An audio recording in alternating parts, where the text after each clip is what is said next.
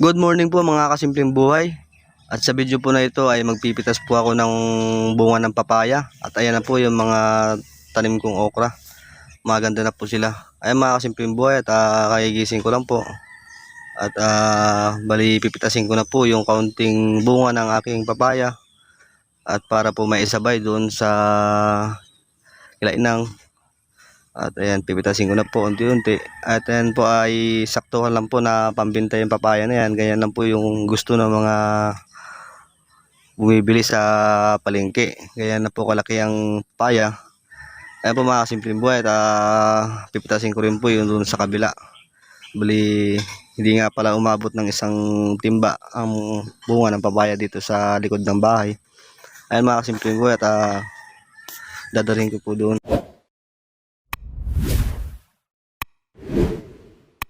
Ayun si Inang, sinimulan niya ng pitasin yung bunga ng papaya. Tutulungan ko siya at ako na yung pipitas dahil nahihirapan po siya. Bali ito po yung ginamit kong sungkit, yung merong net para hindi po siya masugatan kapag sinungkit na mahuhulog. Yan po at pipiliin ko lang po yung mga saktuhan na pambinta. At si Inang naman po yung magtatanggal. Ayan, at nahihirapan po siyang tanggalin dahil maliit po yung net. Ay mga simpleng buhay, kaunti lang po yung mapipitas ko. Dahil yan lang po yung bunga ng papaya. Dati po ay marami po yan at habang tumatagal lumiliit po yung kanyang bunga. Pagkatapos ko pong mapitas yung papaya at si Inang naman po yung mag-aayos at ilalagay niya po sa plastic upang ma-segregate ng maayos. Ilalagay niya po at unahin niya po yung mga maliliit na bunga. At sa huli naman po yung malalaking bunga.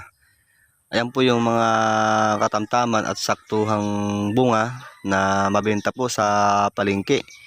Kapag yung malalaking bunga po ay mahirap pong bilhin dahil minsan po may mga magugulang na. At yung gitong kalalaki po na papaya ay saktuhan lang po pang tinula. Dahil sariwa pa po siya, hindi po siya gaanong magulang. At yan po kung nakikita nyo po yung ibang papaya ay malaki na. Yan po ay yung tanim ni Inang na hindi niya agad na pitas. Kaya ngayon niya lang napitas. Bali yung pinutas ko pong papaya ay sinabay ko lang po dito sa mga napitas niyang papaya para matagdagan po yung timbang. Ayun mga simpleng buhay at tapos na pong ibandil ni Inang. Bali itatali niya na lang po at ititimbang ko na siya.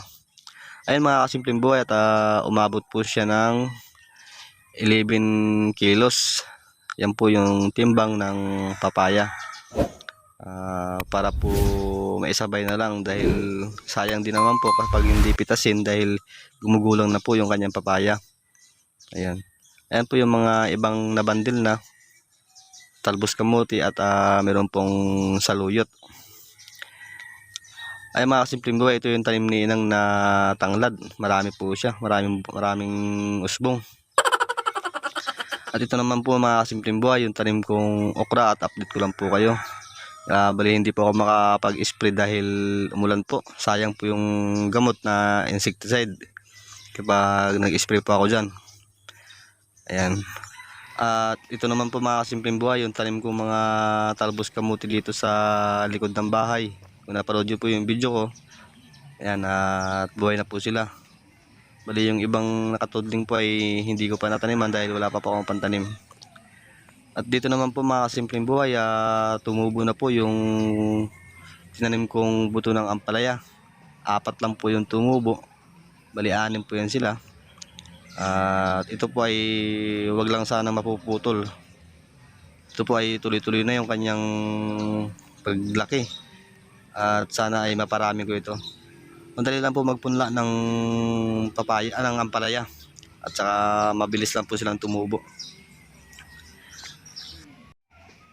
Dito naman po sa mga tanim kong sitaw, ayan, marami na po siyang bulaklak. Kung napanood nyo po yung monitoring na video na in-upload ko po nung nakarang gabi, ayan, at kung nakikita nyo, kung mapapansin nyo po doon na marami po siyang langgam, yung antique po na pula. Kagabi nga pala hindi ako nakapag-upload o nakapag-video dahil medyo umaambon. And ginamit ko po yung portable na sprayer ko doon, yung maliit lang po. At inisprayan ko po sila. At ngayon awa ng Diyos ay natanggal po yung mga antik na pula. Sila po kasi yung pumuputol ng sanga sa may bulaklak ng sitaw. Pinuputol po nila, kinakagat po nila dahil matamis po siguro. Ayan mga kasimpleng buhay, yan po yung mga tanim kong okra. Malaki na po sila at malapit na po yan silang mamulaklak at mamunga. Maganda po yung kanilang tubo. At dito naman po mga kasimpleng buhay at ipapakita ko rin po sa inyo yung mga tanim kong talbos kamote at yung mais na kulay violet. At tuloy-tuloy na po yung kanilang tubo at malapit na rin po itong mamulaklak. Pati yung mga talbos ng kamuti ko dyan ay maganda po yung kanilang pag-usbong. Bali na sabugan ko na po sila ng urea nakaraan. Pati ito yung tanim kong mais dito sa gilid ng bahay. Bali sa sunod po na araw, kapag meron po akong bakante na uminit po yung panahon, mag-i-spray po ako dito ng umaga. Yan, mag-i-spray po ako ng pang-insecticide pati doon sa mga talbos kong kamote. Ayan, kung napapansin nyo po ay maganda po yung kanilang tubo. Yan. Kapag yan po ay nausbungan o natalbusan ay lalago po yan. Ayan po mga kasimpleng buhay, at hanggang dito lang po yung aking video. At maraming salamat nga pala sa mga bagong subscribers at sa mga viewers ko dyan. Sana po ay suportahan nyo po ang aking channel para po ma-reach ko na po yung requirements po ni YouTube. Maraming salamat po sa inyo lahat at God bless po sa inyo.